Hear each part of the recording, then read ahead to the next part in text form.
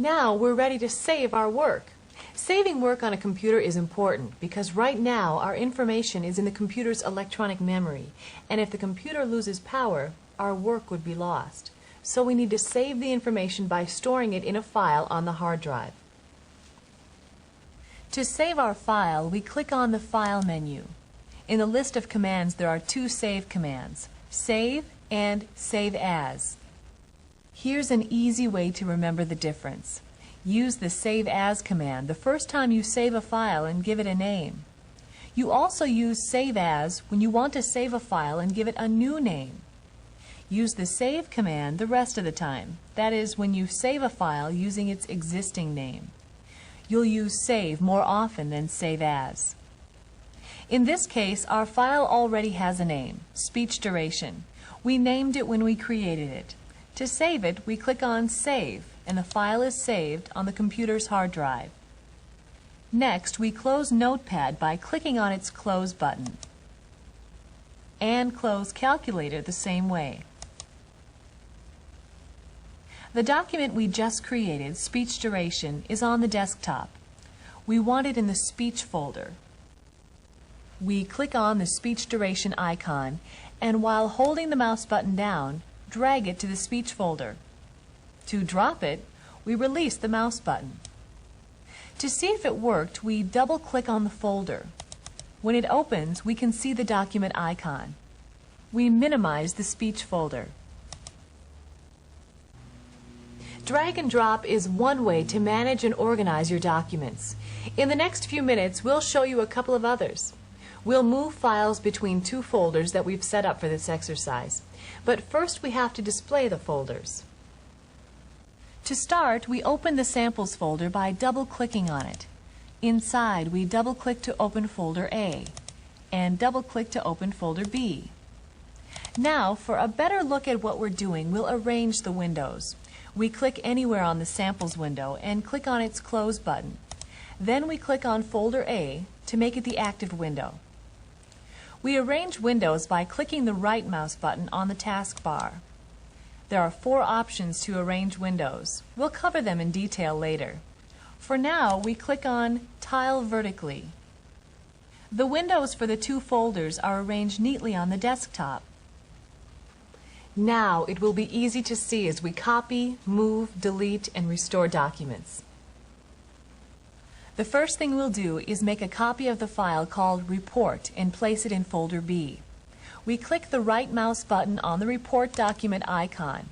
We click on the Copy command. Then we click on the right button in folder B and click on Paste.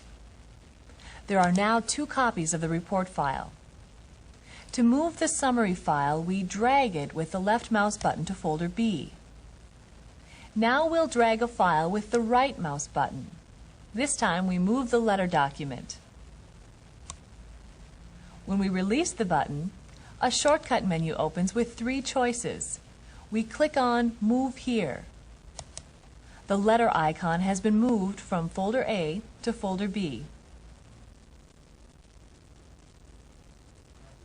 We've moved and copied files. Now let's delete a file. Almost all of us have a fear of deleting files. Windows 95 removes the fear.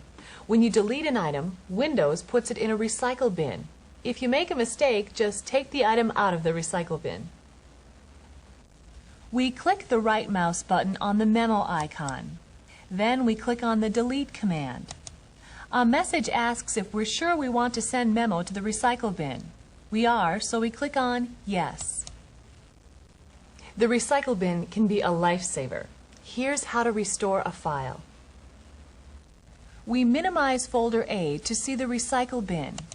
Notice the recycle bin icon appears to have paper in it, meaning there is 1 or more files inside.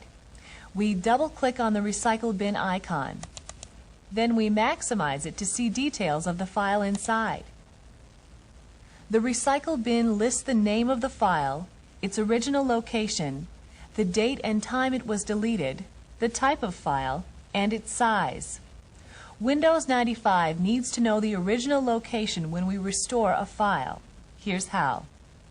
We click the right mouse button on the file name and click on the Restore command. the file is moved from the recycle bin and is no longer listed in the window. We close the recycle bin. The icon no longer displays files in the bin. We've closed the recycle bin. Now let's see if the file is back in the right folder. To open folder A, we click on its button in the taskbar. The window opens and the memo file is back in its original location. We close both folder A and folder B by clicking on their close buttons. We'll show you one more way to copy. We'll send a folder and its files to drive A using the Send To command. We click with the right mouse button on the Samples folder. Choose the Send To command and click on 3.5 floppy, which stands for 3.5-inch floppy disk drive.